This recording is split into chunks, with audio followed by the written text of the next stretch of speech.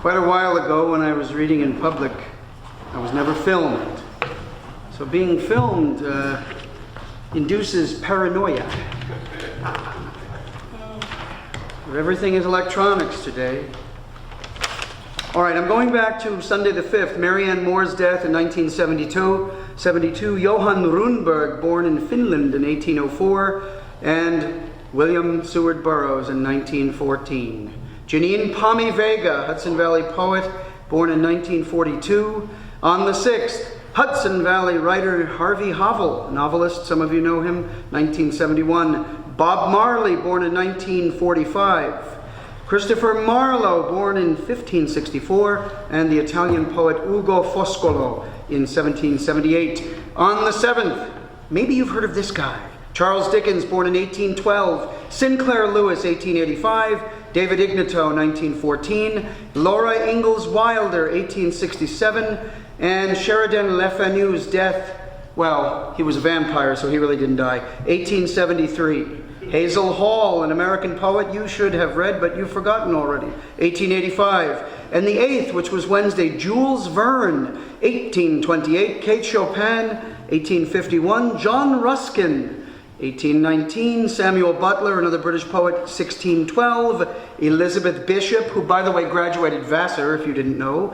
1911 was her birth. John Grisham, yeah, people still read him. 1955 he was born. On the 9th, which was this past Thursday, Amy Lowell, born in 1874, Alban Berg, born in 1885. Alice Walker, 1944. Hudson Valley poet, who was supposed to be here tonight, Justin Peronello, 1989, I guess he's old.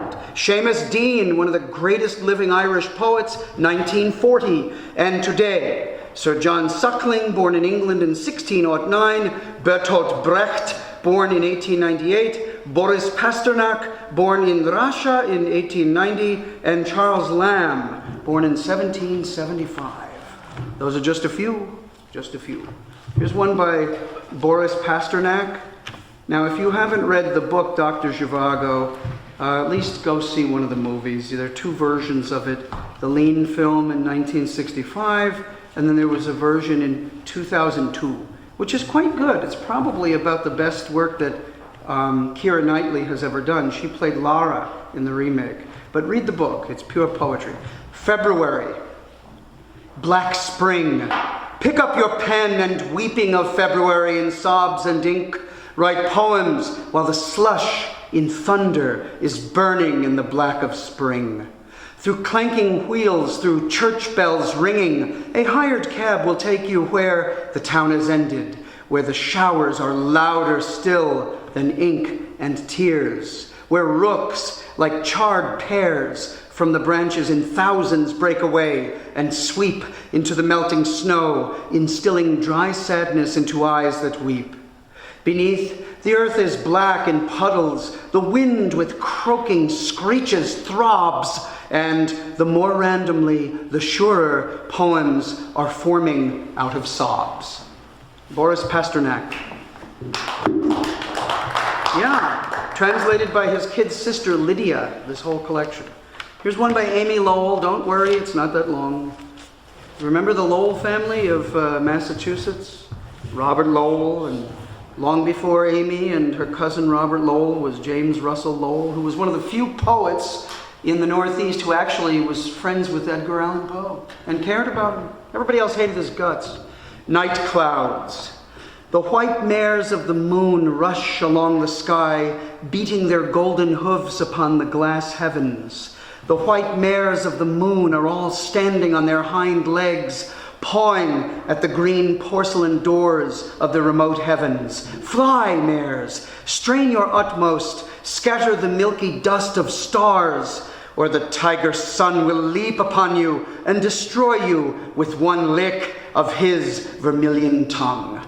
Amy Lowell. Yes. All right, just two short ones of mine. You can handle it. We're leaving soon, don't worry. All right. You know that an ague is a fever? The ague of argument. The mind of the building is hot. Structure is a vehicle, a hallway. Bellicose thoughts abound, revenant spellcast. An aura of belligerence, a psychic heat island. Singing in the radiators calls Gaslight Memory. The house is too hot. Turn down the thermostat. Lower the evil.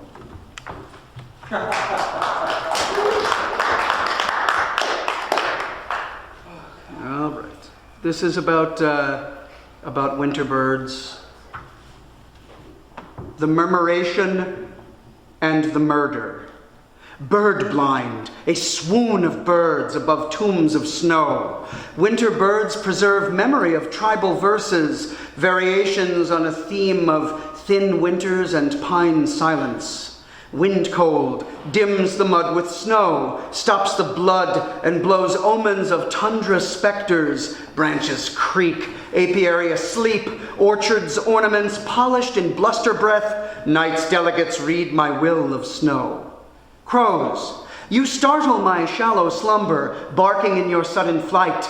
Starlings, basking atop the chimney smoke, do not flinch at your wind march. Songbird supplicants fight over millet and sunflower remnants. February sun wanes as bonfire hillside glows. Charred corpses of wood, charmed courses of frozen water, waiting in opaque pond for evidence of equinox. Starlings, your chimney sweep casts thousands of you into the condescending sky. Winter, certain of his mission, a sunset bodement, breezes break milkweed pods, teasel batons, abandoned corn husks, beggars and peddlers of scant light before a storm, death in his name, snow from his cart.